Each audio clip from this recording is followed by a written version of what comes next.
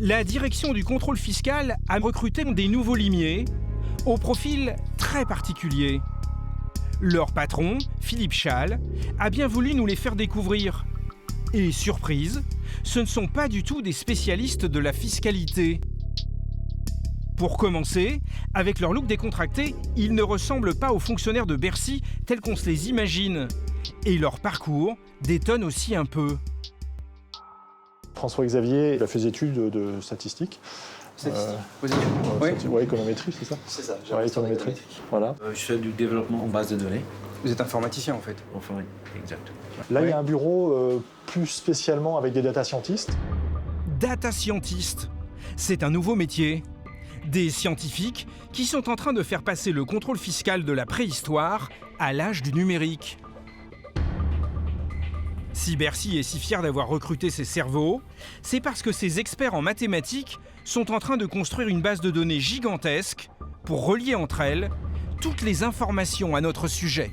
Et ça change la donne. Et là, vous avez donc Sébastien Rioux qui, lui, dirige l'équipe Data Science.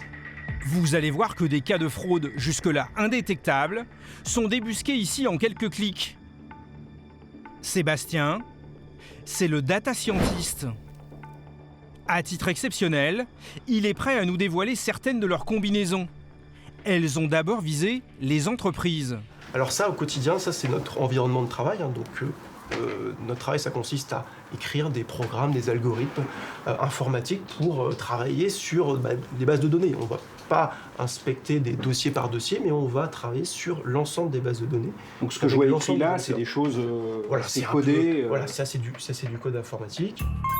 Là, par exemple, il a programmé son ordinateur pour que les entreprises soient notées entre 0 et 100 sur le risque de minoration de leurs recettes, 100 étant le risque maximal. Pour ça, son logiciel compare des millions de données de chiffre d'affaires, de TVA et bien d'autres données qui figurent dans les déclarations fiscales des entreprises. J'ai un peu plus de 2 millions d'entreprises qui sont scorées sur justement cette fraude-là. C'est une fraude particulière. Fraude, minoration de recettes. Minoration de recettes. Et donc sur chacune de ces entreprises, vous voyez, donc là c'est le début du fichier, il y en a qui sont avec un score, donc le score varie de 0 à 100, donc là celle-ci elle est à 90,6. Ça veut dire que là, il y a potentiellement des chances qu'il y ait une minoration de recettes. Voilà, c'est-à-dire que là il y a une chance assez importante qu'il y ait une minoration de recettes. Cette entreprise vient d'être repérée par les puissants détecteurs des data scientists. Et à partir de là, Sébastien va plus loin. Il va scruter l'environnement de cette entreprise et notamment ses dirigeants. Je peux afficher là les liens de cette entreprise. Là, j'en ai 3, ils sont de nature différente. Alors c'est quoi? J'ai le dirigeant de cette entreprise. C'est aussi un identifiant académique, mais c'est le numéro de téléphone qu'a déclaré cette entreprise. Et j'ai aussi son adresse mail de cette entreprise. Et l'intérêt, c'est pas forcément de rester là, c'est ensuite de voir que ce dirigeant de cette entreprise, il possède en fait, il est dirigeant de d'autres entreprises. Donc 4 autres entreprises. 4 autres entreprises. Il va ainsi découvrir des petits secrets. On voit que cette entreprise-là a aussi le même numéro de téléphone que celle-ci. Ah oui, le numéro de téléphone est relié à cette entreprise-là. C'est ce qu'indique la flèche. D'accord. Si je clique sur un autre nœud qui est le numéro de téléphone, je vois qu'il y a une autre entreprise où nous, on n'a pas décelé forcément de lien avec le dirigeant, mais on décèle un lien avec le numéro de téléphone. Voilà. Et tout ça, en fait, nous constitue ce qu'on appelle un réseau d'entreprises qui sont liées.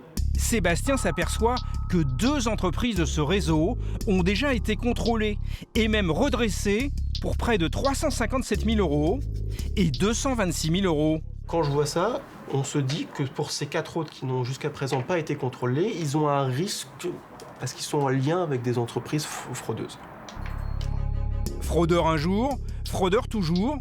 Peut-être. En tout cas, ça lui met la puce à l'oreille.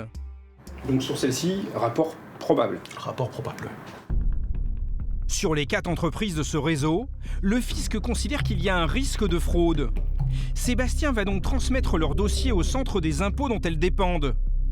Mais depuis fin 2017, Sébastien et ses collègues ne se contentent plus de surveiller les entreprises. Et pour les particuliers, vous allez faire ça? Ne me dites pas ça, je commence à trembler.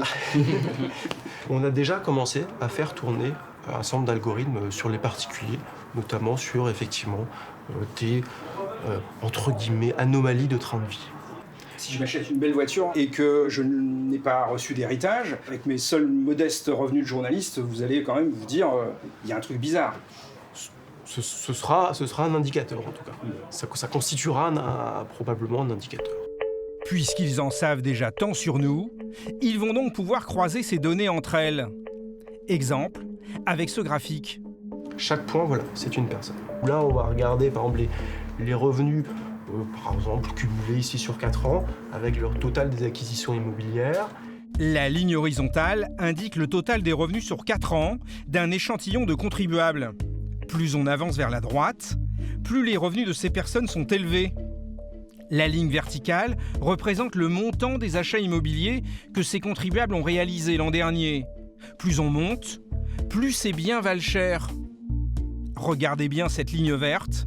Pour tous ceux qui sont en dessous, on en déduit que leurs revenus leur permettent d'acheter de tels biens.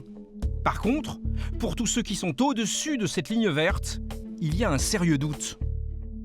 Moi, ce que je comprends, c'est que ce point-là, par exemple, ici, c'est quelqu'un qui a acheté un bien immobilier assez cher, alors que ses revenus sont assez faibles par rapport à votre échelle. Dans ce cas de figure-là, oui. Tous les gens qui sont ici, ce sont les 5 ou 1% les plus atypiques par rapport à l'ensemble de leurs caractéristiques. Tous ces individus atypiques sont en fait suspectés de minorer leurs revenus. Voilà tout l'intérêt de la révolution apportée par les data scientists. En croisant les données de millions de contribuables, ils peuvent faire ressortir ce qui s'écarte de la norme. Tout cela grâce à la masse de données que Sébastien peut légalement exploiter. C'est l'ensemble des sources de données qu'on utilise. Cette liste d'une centaine de fichiers permet aux data scientists de tout croiser entre les bases de données sociales, cadastrales, patrimoniales, jusqu'à des comptes bancaires exotiques. Et si j'ai un certain nombre de comptes en banque, vous le savez aussi. C'est ça. Et si c'est à l'étranger, les organismes étrangers nous délivrent tous les mois les résidents français qui détiennent des comptes bancaires à l'étranger. Avec ces nouvelles méthodes, nous n'aurons bientôt plus aucun secret pour le fisc. Déjà, les premiers fichiers issus des data scientists pour les particuliers arrivent dans les centres des impôts, comme celui de Melun. Tout un nouveau gisement de tricheurs, dont Fabienne va faire ses choux gras. C'est à peine croyable, mais certaines fraudes basiques lui échappaient jusque-là. Tout simplement parce qu'elles se jouaient d'un département à l'autre, le fisc n'y voyait souvent que du feu. Quand ça transite de Melun à Melun, ça transite bien avec mon service, il n'y a pas de souci, on se connaît tous. Quand ça vient d'autres départements limitrophes de la Seine-et-Marne, les liaisons papier ont un peu plus de mal à se faire. Exemple, avec cette faille mise à jour. Pour des professions libérales, il suffisait d'avoir leur revenu dans un département différent de celui où ils habitent.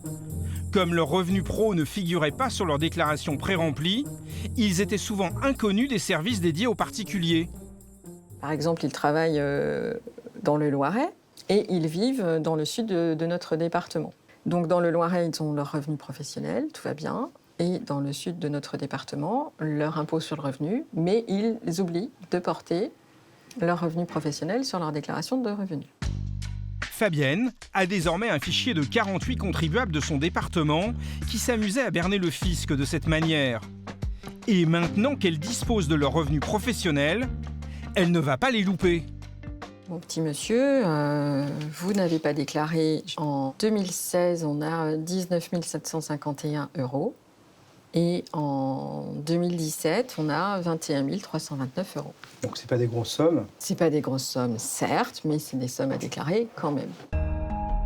Dans de tels cas, où le contribuable a abusé délibérément de la situation, le fisc a la main un peu plus lourde pour majorer la note. Là, on va lui faire une proposition de rectification. On va Sur lui les dire, 2 années ? Monsieur, voilà. À l'arrivée, on a notifié avec la majoration de 40%. Les droits de 1 914 €, un intérêt de retard de 11 € et une majoration de 40% à 766 €. Sur 2 ans, cela fait près de 5 400 € qui vont être réclamés à ce contribuable.